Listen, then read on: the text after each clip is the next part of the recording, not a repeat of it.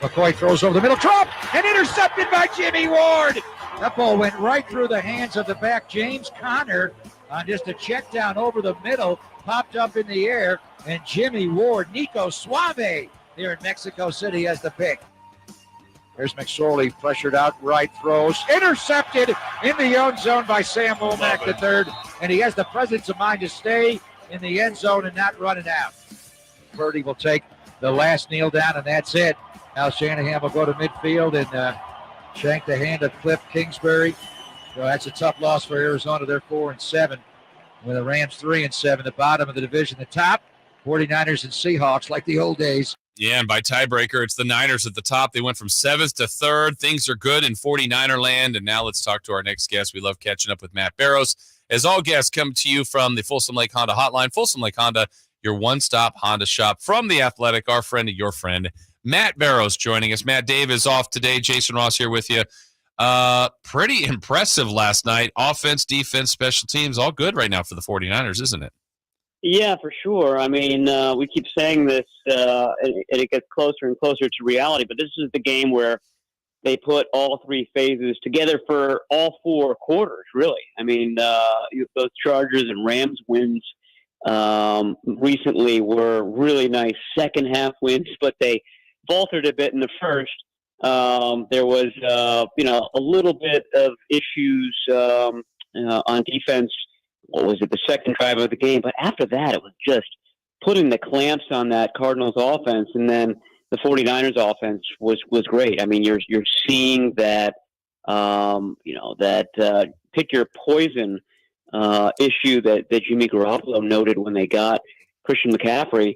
McCaffrey was great in bailing Garoppolo out. Garoppolo was great in giving McCaffrey, George Kittle, Deebo Samuel those nice throws that allow them to get that yards after catch. That was the story of the game. They were in a true rhythm for the first time this year, all three phases of the game.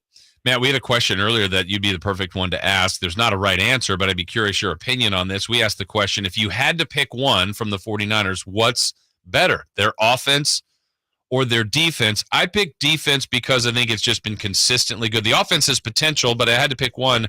What would you pick as the more reliable, just the better part of this team right now, the offense or the defense? Yeah, I go defense too, and it's funny because they play the last two games without three-quarters of their defensive line, which is the crown jewel of that defense. No Eric Armstead, no Samson Ebigam, no Javon Kinlaw for two straight games, and they've still been dominant. But so my point is that I think that pass rush is going to be a lot better by the end of the season.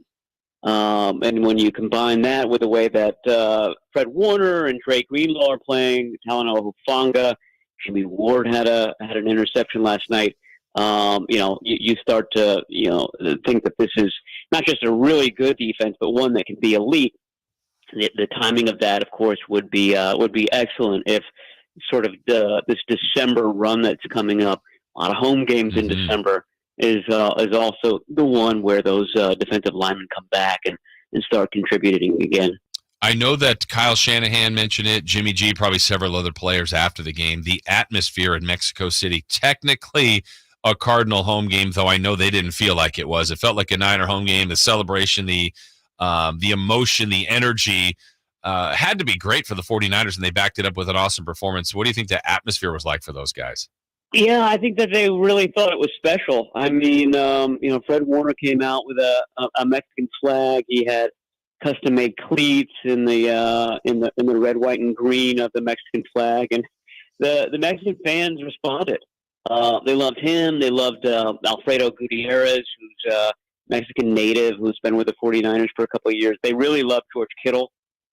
He's apparently he's the second favorite player in terms of jersey sales to Josh Allen of the Bills in Mexico, and you can see why. I mean, everybody loves him in this part of the world as well because he's so charismatic. His personality is so apparent, but he also has this relationship with the wrestler Pentagon Jr.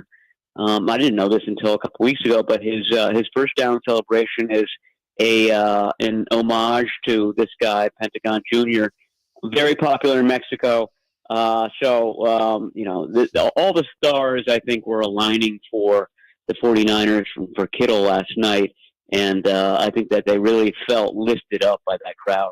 By the end of the night, the run-pass combination was even, but early it was very unbalanced where they were throwing a lot more. That's the beauty of what Kyle Shanahan can now do with all the weapons they have, Matt. But I was a little surprised it was unbalanced early, and it was obviously effective.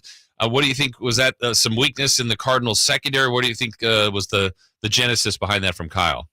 Yeah, I mean, it's you just pointed it out. They can do either from the same personnel groups, and I think that's the true genesis. And the Cardinals linebackers aren't the fastest in the world. I think the 49ers saw some mismatches there. This is the first time in a while they haven't played a 3-4 team, and those 3-4 teams like to stack. As the 49ers used to do when Vic Fangio was here. The two outside linebackers are essentially D linemen, so you end up having 5 guys along the line of scrimmage, and that keeps the tight ends, that keeps George Kittle busy as a blocker. He has to kind of stay in for pass protection. They need him in run blocking to kind of hit those edge defenders. The Cardinals, more of a traditional 4-3, that allowed him and some of the other guys to get out on pass routes more often, and obviously Jimmy Garoppolo took advantage. I think he targeted Kittle 6 times last night, caught 4 of them, 2 big touchdowns. So everything was working very well, working as planned. This is the way the 49ers want to operate in that game last night. So everything's good right now. They're getting healthier. There's still some guys to come back. They've moved into a first-place tie, though technically they have the tiebreaker over Seattle. They've moved up in the NFC. They look complete offense, defense, special teams. Jimmy G throws a career-high 4 TDs. So let's get a little messy. I mean, what's the future there? I mean, is Jimmy G just finishing this year? Is there any talk yet about him coming back? I know that seems like it's not a concern right now, Matt, but what do you think happens at that quarterback position in the future? I mean, I think it's something that the 49ers will just allow the season to dictate what happens. I mean, if they do really well in December and early January and they go into the playoffs and they lose in the first round, people are going to be back to Jimmy Garoppolo can't take this team to the final step again. They'll do that very quickly. Right. November and December will be forgotten like that. But if he continues to play well, and they win the Super Bowl, I mean, I can't see them parting ways with him at that point. So I think it's something, like I said, the 49ers will just allow the season to determine the fate there. I don't know how they're going to do it salary cap-wise. They've got the big Nick Bosa deal coming. They've got this, that, and the other. Trey Lance will be in his 3rd season on a 4-year deal. I know that deal can stretch to 5 years, but initially it's 4. So it's a great question, and I'm sure it's something the 49ers would actually love to have to consider, because I think it would mean that they're Super Bowl champions at the end of the year. Division complexity now. I mean, the Niners at the top, I think they end there. Seattle's been a great story, but the bottom 2, Arizona, I feel like week to week you could see a better version. Obviously, they have some injuries. And then the Rams, man. I mean, these are the champs that they're in trouble for making the postseason. What's happened to those 2 teams? Well, Rams. I mean, I feel like the Rams have a post Super Bowl hangover. I mean, we talked about that with the 49ers playing 20 games. I forget how many, 10 on the road. The Rams did one more than that, and I think it's just natural that these guys sort of break down. An older team. Matt Stafford's pass protection has been just terrible this year, and now he's on the sideline because of it.